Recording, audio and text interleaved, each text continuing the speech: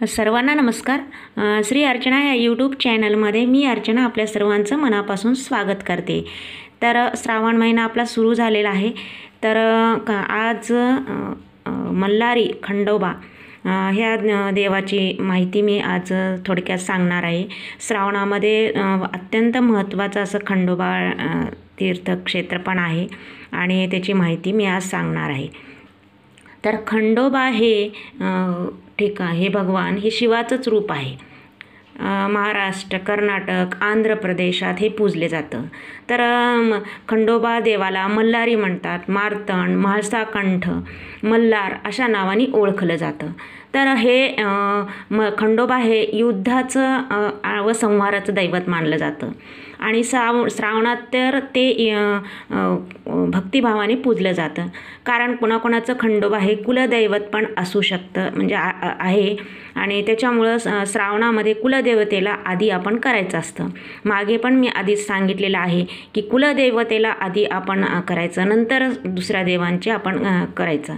तर खंडोबा देवाचं काय आहे, तर वाहन कोणतं आहे, तर खंडोबा देवाचं वाहन हे घोडा आहे आणि हातामध्ये त्रिशूळ आणि तलवार घेतलेली आहे. तर खंडोबा देवाची थोडक्यात मी माहिती सांगते. तर खंडोबा देवाला 2 पत्नी आहेत, एक म्हाळसा आणि एक बाणाई. तर श्रावण महिना हा भगवान शंकराचा अतिपवित्र महिना आहे. तर ज्यांचं आता कुलदैवत आहे आणि तो शंकराचा मल्हार, खंडोबा म्हणजे मल्हारी, तर तो शंकराचा अवतार म्हणून सुद्धा मानले जाते, आपल्या अध्यात्मामध्ये सांगितलेले आहे. तर हे व्रत आणि त्याची थोडक्यात माहिती म्हणजे काय, आध्यात्मिक माहिती. तर पूर्वी मणी आणि मल्ल नावाचे अत्यंत बलाढ्य राक्षस होते. ते सर्व पृथ्वीवरील सर्व लोकांना त्रास देत होते. तर सर्व देवता महादेवाकडे आले की आता ह्याच्यातून आम्हाला सोडवा महादेवा. तर महादेवानी मार्तंड भैरव नावाचा रूप जन्म घेतला आणि ते घोड्यावर स्वार होऊन त्या मणी आणि राक्षसांचा वध केला आणि सगळ्या जनतेला त्याच्यातून सोडवले. तर त्याच्या विजयामध्ये म्हणजे खंडोबा देवाच्या विजयामध्ये त्याच्या दोन्ही पत्नी म्हाळसा आणि बाणाई यांचा सहभाग होता. म्हणून त्या म्हाळसा आणि बाणाई देवीच्या रूपात आपण पूजन करतो. तर अशी ही थोडक्यात माहिती आहे. तर मल्हारी मार्तंड हे मल्हारी महात्मा आहे. तर ते सुद्धा आपण श्रावणामध्ये वाचू शकतो ज्यांचं कुलदैवत आहे त्यांनी.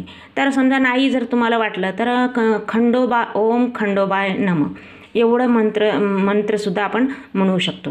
तर ह्याचं काय असतं की खंडोबा देवाचा वार कोणता आहे, तर रविवार आहे. तर श्रावणातले 4ही रविवार आपण करायचे आणि त्याच्या अगोदर आपण व्रत करण्याच्या आधी संकल्प करायचा. मी प्रत्येक ह्याच्यामध्ये सांगत असते की संकल्प आधी करायचा. संकल्प केल्याशिवाय व्रत करता येत नाही. तर आपण संकल्प करायचं की मला 4 रविवार मी करायचं. तर तसं तर फलाहार घ्यायचा. समजा आपली तब्येत नाही हे करता आली तर आपण 1 टाईम जेवण आणि 1 टाईम फराळ असं घेऊ शकतो. फराळ म्हणजे उसळ भगर. तर ते स्वच्छ जागेवर मी प्रत्येक वेळी सांगत असते की पाट वगैरे मांडायचा. तसं मी तर स्क्रीनवर दाखवलेलं आहे की समजा एखाद्या वेळेस फोटो उपलब्ध नसला तर प्रतिकात्मक खंडोबा देवाचं हे आपण त्रिशूळ आणि जय मल्हार अर्चना असं जरी मानलं तरी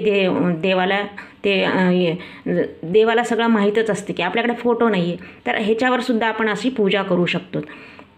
तर आणि मेन म्हणजे खंडोबाच्या ह्याच्यामध्ये पिवळ्या कलरला फार महत्त्व असते. तर पिवळे फुले आपण आणून त्याची फुलाची हे करायची. समजा फुले नाहीच मिळाली पिवळी तर आपण पांढरी असते त्यालाच थोडंसं हळदीचं थोडंसं लावायचं आणि पूजा करायची. तर ते सुद्धा चालतं. कारण देव हा भुकेला आहे, भक्तीचा भुकेला आहे. तर आपण मनोभावे भक्तीने केले तर देवाला ते कळत असतं आणि ते आपले देव गोड मानून घेत असतो. तर खंडोबा म्हणजे आणि आपल्यामध्ये जर भक्ती असली तर आपल्याला खंडोबा देव नक्कीच प्रसन्न होतो. तर मी तर असं म्हणते की खंडोबाचं नाव घ्या, संकट दूर करा.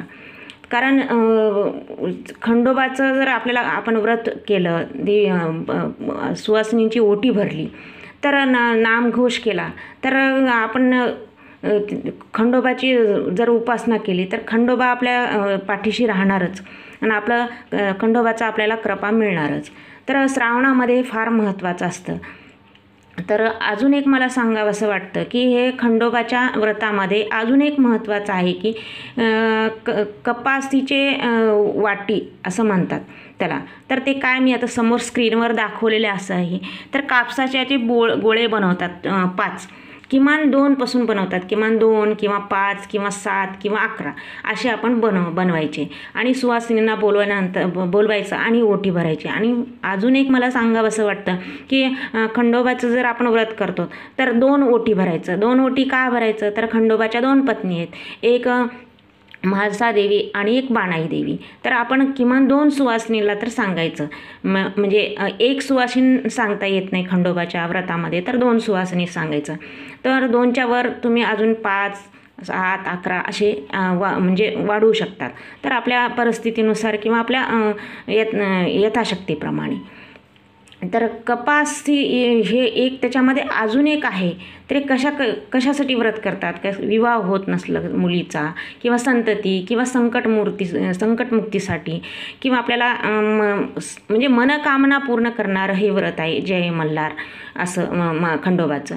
तर ह्याच्यामध्ये अजून एक मला सांगावंसं वाटतं, कपासाची एक वाट असं म्हणतात त्याला. तर ते मी स्क्रीनवर सांगितले की कापसाचे आपले छोटे छोटे गोळे बनवायचे 5, 2 पासून आपण किती बनवू शकतात. तर त्याच्यात हळदी, कुंकू, अक्षदा, फुलं असं करून पूजा करायची आणि ही कपासीची वात तू घे असं खंडोबाला मनोमनी म्हणायचं. आणि आपण सुवासिनीची यथासांग आपण तिचा मानपान करायचा, नैवेद्य आरती करायची आणि केल्यानंतर आपण देवाची नंतर मग सवासणीचा मानपान पण करायचा आणि हे ओटीमध्ये कपासीची वाट तिला द्यायची. हे फार महत्त्वाचं आहे. तर खंडोबाची तळी आरती पण करतात, पण ते खंडोबाच्या षडरात्रामध्ये करतात. खंडोबाचे षडरात्र असतात. तर आता तुम्हाला तळी आरती येत असले तर तुम्ही करू शकता, तसं ऑप्शनल विषय आहे. तर आणि श्रावण महिना म्हणजे अतिपवित्र आहे. तर त्यामुळे आपण त्याच्यामध्ये जर ही व्रत वैकल्याची साधना केली, पूजन केले, अर्चना केली तर त्याचं शतगुणित फल होतं. एवढं श्रावणाचं महत्त्व आहे.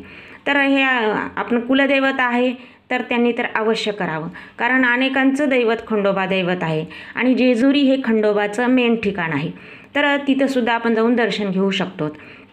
तर हे व्रत केल्यानं काय होतं, तर आपल्या संकटाचं निवारण होतं, घरातले ग्रहदोष जातात आणि आपली मनोवांछित मनोकामना पूर्ण होते असंही आपल्याला या अध्यात्मामध्ये सांगितलेलं आहे. तर हे मी सांगितल्याप्रमाणे हे पांढऱ्या कपासीचे गोळे म्हणतात ह्याला, म्हणजे वाटी म्हणतात. तर हे असे वाटी मी असं स्क्रीनवर दाखवले आहे. तर तसे असे बनवायचे 2 किंवा 5 किंवा 7, 11 असे जसे आपण हे केलं म्हणजे संकल्प केला तसे आपण बनवायचे आणि आधी देवाला अर्पण करायचे, नंतर सवासणीच्या ओटीमध्ये देऊन टाकायचे. तर त्यानं पिवळ्या कलरला फार महत्त्व आहे. खंडोबाच्या प्रत्येक ह्याच्यामध्ये पिवळ्या कलरला महत्त्व आहे. तर आपण पिवळी साडी घातलात तर योग्यच आहे. पिवळ्या बांगड्या, सवासणीलासुद्धा पिवळी साडी, पिवळ्या बांगड्या दिलं तर अजून म्हणजे अजून इतकंच फलदायी आहे. कारण देवाला जी आवडते ती गोष्ट आपण केली तर देवसुद्धा आपल्या आवडीचं देऊ शकतो असं मला तरी वाटते. आणि हे आपलं खंडोबाचं हे म्हणजे काय अजून त्याचं फायदे काय आहेत, तर पती पत्नीमध्ये प्रेमसुद्धा वाढते. समजा आपले वादविवाद कमी होतात, घरात सुख समृद्धी येते. आणि हे अजून एक मला खंडोबासाठी नैवेद्य सांगावंसं वाटतं, तर शेवायची खीरसुद्धा खंडोबा देवाला आवडते. आणि अजून एक नैवेद्य मी सांगते की साखर भात करायचा आणि तो पिवळा कलर टाकायचा, तोसुद्धा देवाला योग्य वाटतो. कारण साखर भात हा पिवळा कलर टाकल्यानंतर देवाला आवडतोच. पिवळा कलर खंडोबा देवाला अतिप्रिय आहे. तर अशा पद्धतीने आपण खंडोबा देवाची जरा व्रत वैकल्य केली श्रावणामध्ये आणि तळी आरती केली. आणि मी तर म्हणते की खंडोबा हा शंकराचा अवतारच आहे. आणि श्रावणात त्याचे पूजन केले तर अति उत्तमच आहे. तर शेवटी आपण खंडोबा देवाचं ही पूजा अर्चना करावी आणि खंडोबा देवाची आपण कृपा प्राप्त करून घ्यावी. जय मल्हार. तर माझा व्हिडिओ थोडासा मोठा होत आहे, तर व्हिडिओ लाईक करा, शेअर करा, सबस्क्राईब करा आणि माझा व्हिडिओ संपूर्ण पाहिल्याबद्दल मनापासून धन्यवाद.